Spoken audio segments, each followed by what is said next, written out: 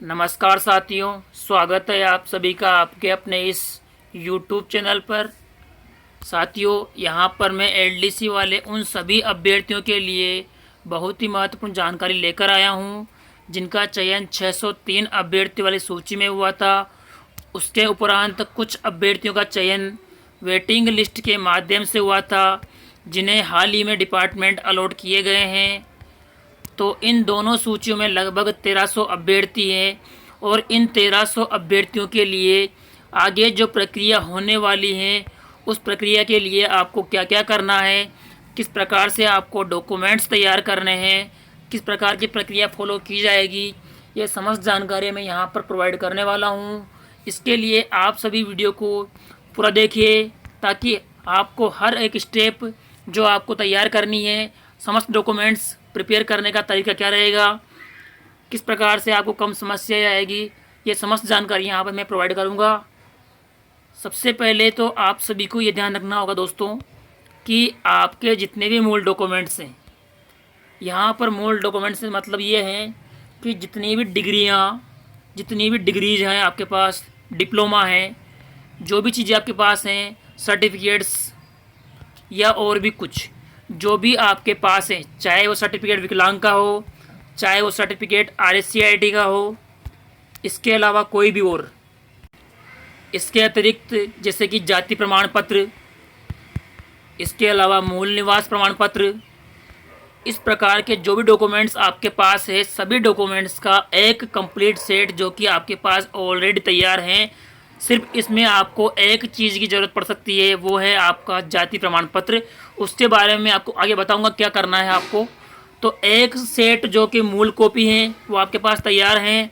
अब इसके 2 xerox set, इस मूल सेट के 2 जेरोक्स सेट जो आपको तैयार करने हैं वो आपके लिए बहुत ज़रूरी है। अब 2 सेट क्यों तैयार करने हैं उसके बारे में जान लीजिए मित्रों। यदि आपके काउंसलिंग ऑफलाइन होती है तो ऑफलाइन काउंसलिंग में आपको क्या करना होगा, एक सेट आपको काउंसलिंग के टाइम पर जमा करना होगा और एक सेट आपको ज्वाइनिंग के टाइम पर जमा करना होगा। इसलिए मैं आप सभी से 2 सेट तैयार करने के लिए बात कर रहा हूँ। आप चाहे तो 3 सेट तैयार कर लें। 3 सेट तैयार करने से क्या रहेगा फ़ायदा, 3 सेट तैयार करने से आपके पास एक सेट जो कि आपकी खुद के पास एक पर्सनल फाइल होती हैं, उस पर्सनल फाइल में भी आपको डॉक्यूमेंट्स रखना चाहे तो उसके आधार पर भी आप चाहे तो एक सेट तैयार कर सकते हैं। इसके बाद में अगली चीज़ जो मैं बोल रहा था आपसे, जाति प्रमाण पत्र। जाति प्रमाण पत्र में मेन समस्या ओबीसी वाले अभ्यर्थियों को आती है, क्योंकि ओबीसी वाले अभ्यर्थियों के लिए जाति प्रमाण पत्र की जो सीमा होती है दोस्तों वो 6 महीने होती हैं।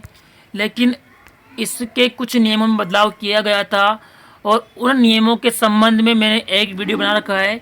उस वीडियो की जो लिंक है मैं आपको इस वीडियो के डिस्क्रिप्शन बॉक्स में प्रोवाइड कर दूंगा। उस नियम के आधार पर यदि किसी अभ्यर्थी का जाति प्रमाण पत्र 6 महीने से अधिक पुराना है, 6 महीने से अधिक पुराना जाति प्रमाण पत्र है, तो आपको वही कॉपी वहाँ लगाने के लिए क्या करना होगा वो चीज़ मैंने वहाँ बता रखी है। तो उसको फॉलो करके आप उस संबंध में जानकारी प्राप्त कर सकते हैं। अन्यथा आपको जाति प्रमाण पत्र नया बनवाना पड़ेगा जो कि 6 महीने से अधिक पुराना नहीं होना चाहिए। मूल निवास प्रमाण पत्र के लिए किसी प्रकार की कोई बाउंडेशन नहीं है, वो आपको कितना ही पुराना हो चल जाएगा। अगली बात रही आपके लिए जो ज़रूरी है वो है आपके लिए आय प्रमाण पत्र। तो आय प्रमाण पत्र उन अभ्यर्थियों को चाहिए होगा जिन अभ्यर्थियों ने फॉर्म भरते वक्त अपनी इनकम 2.5 लाख से कम शो करी थी। उन सभी अभ्यर्थियों के लिए अति आवश्यक रूप से आय प्रमाण पत्र की ज़रूरत पड़ेगी। अन्य सभी अभ्यर्थियों को आय प्रमाण पत्र की कोई आवश्यकता नहीं है। इसके बाद में आधार कार्ड वगैरह जो भी डॉक्यूमेंट्स हैं वो आपको तैयार करने होंगे।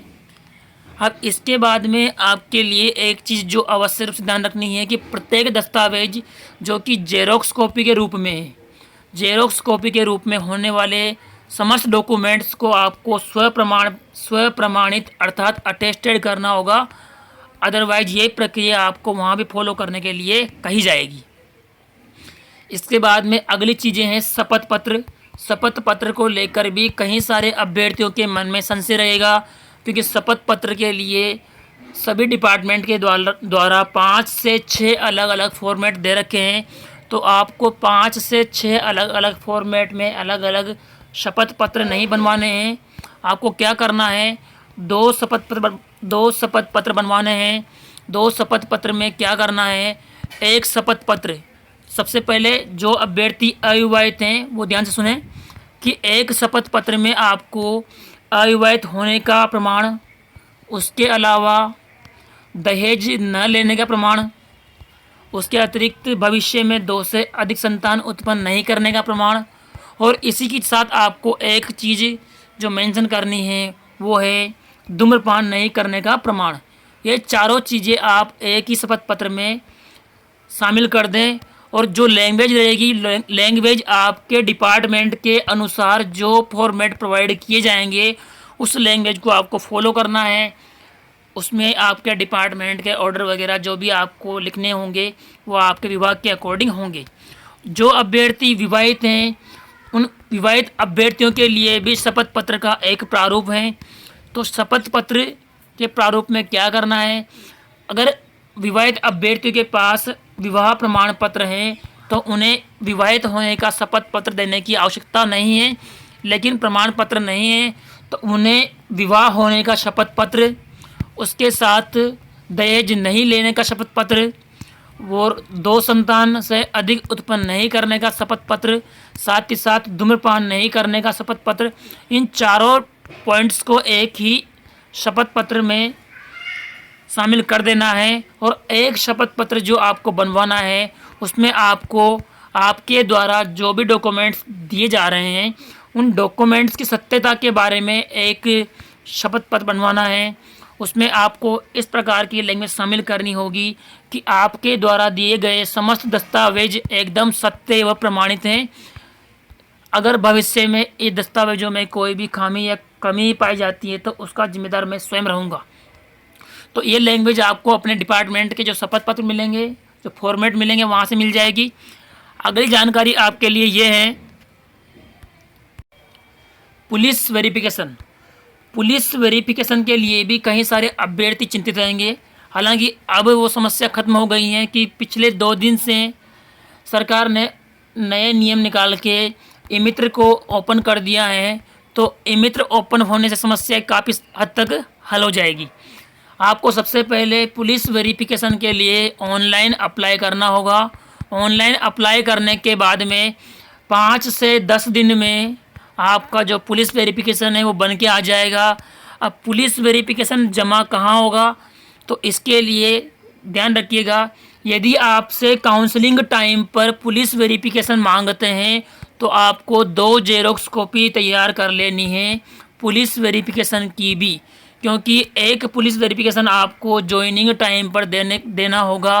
तो क्या आप वापस से दोबारा नया जो पुलिस वेरिफिकेशन है वो बनवाएंगे, तो इस बात को ध्यान में रखते हुए आपको 2 जेरोक्स कॉपी रख लेनी है, जो एक आपके पास रहेगी और एक ज्वाइनिंग के टाइम आपको दे देनी होगी। यदि काउंसलिंग के टाइम पर पुलिस वेरिफिकेशन नहीं मांगते हैं तो ज्वाइनिंग टाइम पर आपको अवश्य रूप से पुलिस वेरिफिकेशन देना होगा। अगली चीज़ है आपके लिए चरित्र प्रमाण पत्र। तो ये भी आपको 4 तैयार करने हैं, और 4 क्यों तैयार करने हैं इसके बारे में भी आप ध्यान से सुन लीजिएगा। 2 तो आपको काउंसलिंग टाइम पर देने होंगे यदि काउंसलिंग ऑफलाइन होती है तो, और 2 आपको ज्वाइनिंग टाइम पर देने हैं।